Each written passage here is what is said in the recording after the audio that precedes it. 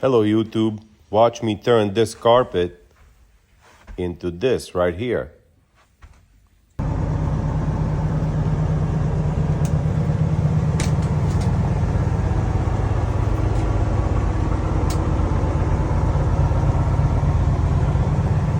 So right here I've just laid the carpet down over 2 sheets of this PVC so I can get the template cut out. After I got everything drawn down, I'm gonna use jigsaw and drill to cut everything out.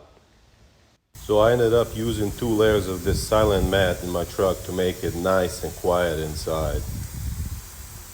So here's the floor after I cut it out with jigsaw. I did have to cut it again from another piece because this piece was not fitting perfect. I cut it out of this piece right there against the wall, and now it's perfect. So here it is after I JB welded it. I just left it overnight, and then in the morning it was rock hard. I couldn't break it. I tried breaking it off, but it would not work. So here it is against the wall after it cured for the next morning. Just kind of tried out that shifter plate right there to see how it looks. So these bolts are for a seat belt, and I'm gonna drill a hole in the floor big enough for this spacer to fit in right here in the floor, and that way whenever I tighten it, it doesn't squeeze down on the floor and damage it. I'm also put a stainless steel washer right here, and whenever you put these stainless steel bolts in, make sure you put some anti-seize in it because it's going into aluminum down here, and it'll seize up on you if you ever need to take it out ever again. So just make sure you put some anti-seize on. So for these holes for the seat, it already comes with this big washer under the seat. So I'm gonna put that, and I'm gonna add 2 or maybe 3 of these washers. So whenever I tighten the seat up, it's not squeezing down and it's not pushing down on the floor. It'll be resting on the washers. So there's 4 of these holes. And then for this hole is where the seat air is gonna be coming from. So I drilled a hole big enough for the number 18 socket, because that's what it takes to take this nut off. And I'm just gonna screw it in. And after I screw that in, I am going to add a stainless steel washer over it, make it look real nice, and then just put the air line through here. It'll be perfect fit. So for the seatbelt holes, I'm gonna put this spacer in, so that whenever I tighten down a seatbelt, it's not gonna be pushed on the floor. So you need 5/8 to drill this hole for the seat belt, 1 inch to drill holes for the seat air, and then 1/8 inch to drill holes for the seat base. So right here and up here, I couldn't find a sheet that was long enough, so I cut the extra pieces up here and I JB welded it with this. And I mean, it's really on there. I tried breaking it off this morning, but no, it would not break off. So, and then once you lay epoxy resin over it, I mean, there's no way that that's gonna break off. It'll just strengthen it even more. So here's my carpet that was in the truck. It's like that piece is like kind of rubber foam, and the foam under it. I took that and I laid it over a sheet of PVC sheet that I got from Home Depot, and I kind of drew around it but it did not turn out 100%. You still have to do some cutting on the side up here, this way, that way, and up there in that corner. So even these holes didn't match 100% from the carpet. I don't know why, but you know, I got him right, and this one is perfect. So what I would suggest to you is just get some plywood and cut it out of that. Don't buy this PVC because this is like $100 a piece. You'll just waste $100 like I did. So just get a piece of plywood, get your carpet, set it on top, draw around, drill holes, cut it up, take it to your truck, try it out, see if it fits. You do have to take the pedals off, the clutch link, whatever, and shifter. I guess maybe you don't, but I did. I mean, if you can make it work without taking over. So yeah, these holes for my pedals are gonna be a little bit longer and maybe not perfect. But I bought a stainless steel piece that goes over it from Florida Customs for $99, and I'm gonna put it over it, and it'll look real good with that. So this piece right here is the piece that goes under my bed in a sleeper. I'm gonna do epoxy on that one first, so that way if I mess something up, I got more extra pieces where I can cut it up, and it's not big enough. Versus I don't want to really mess this up. I want to practice on this smaller piece first. So now this piece right here, I'm gonna cut out for the sleeper. But you do have to cut it from here down there in order to fit it into, because it's not gonna fit in cabinets all in one piece. So you cut it here, and then you just get like a little trim piece from Lowe's or whatever for your carpet thing for the house, and you just screw it on there, make it look real nice. This is the final piece that I had to cut out right here, and the trim is gonna go right there on the seam. But whenever you're putting it in, make sure you put in a closet or cabinet pieces first, and then this big piece in the middle. All right, looks very nice. So here's all the pieces. This is for cab, that's for under the bed, that is for sleeper, and that's for sleeper cabinets, and that's for sleeper cabinet as well. And it's ready for epoxy, and I'm gonna be using this dye for epoxy to kind of match the color of my truck. It's a metallic blue. So this is all you're gonna need. This tabletop epoxy and hardener, a couple of these buckets to mix the stuff in, paint, this mixing thing, a drill, rollers, but you don't have to.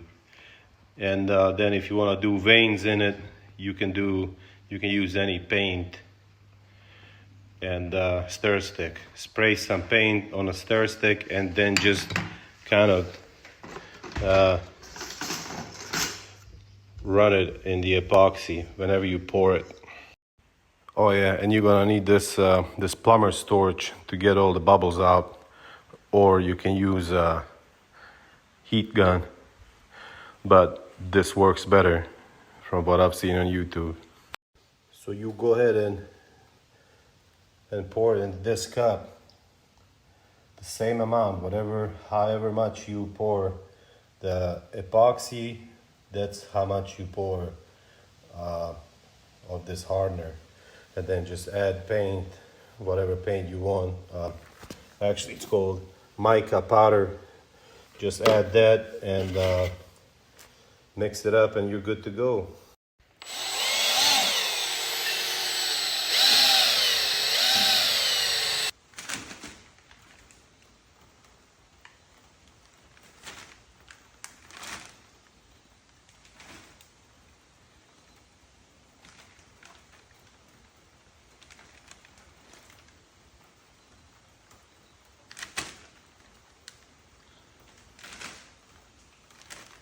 Okay, that's good.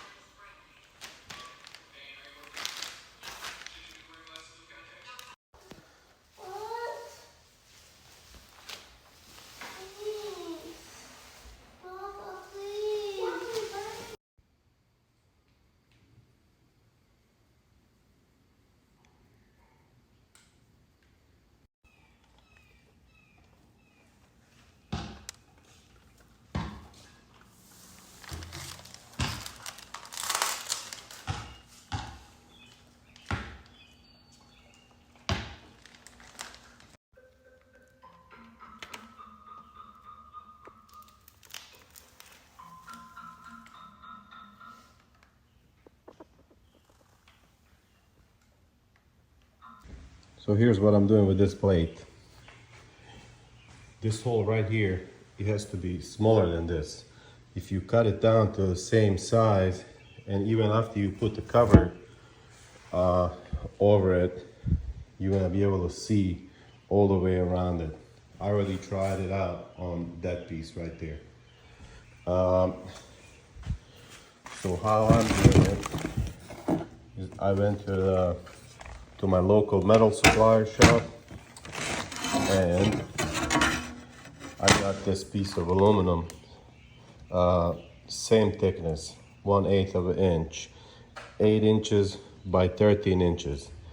And I kind of marked it around up here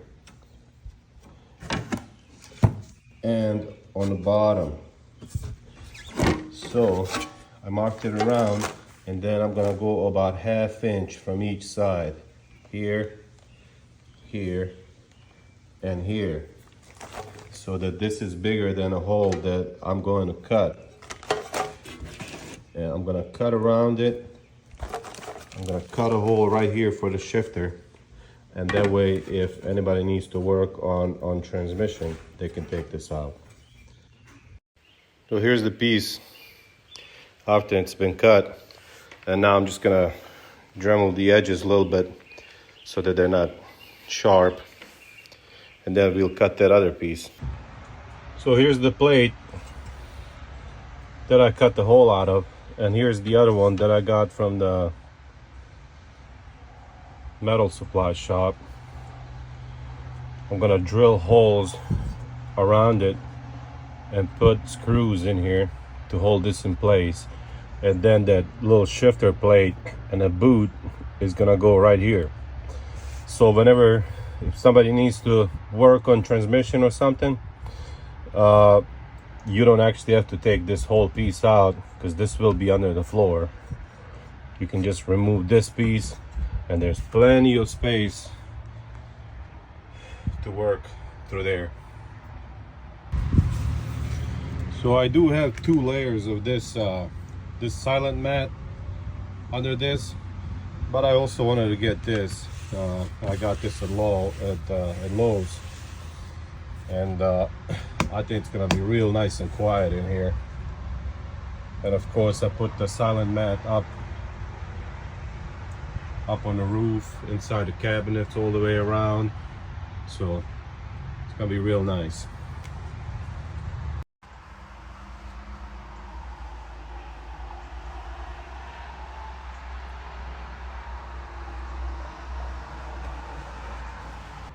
So it goes like this. This original plate goes on first, then floor, then this other plate that of course you have to buy.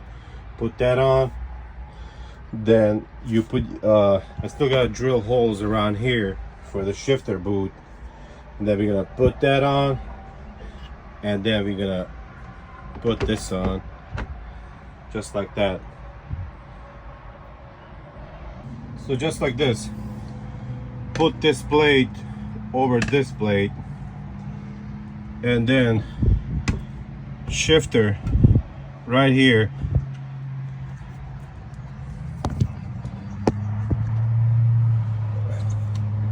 like that. Oh, come on. Just like that. And then screw this in here in a pre-drilled holes. And if God forbid somebody has to work on transmission, they can take this off, then take this, then take this plate off, and just do whatever you can. That hole is big enough to reach whatever you need to reach down there under the floor. But this one, the original one, factory one, has to be under the floor.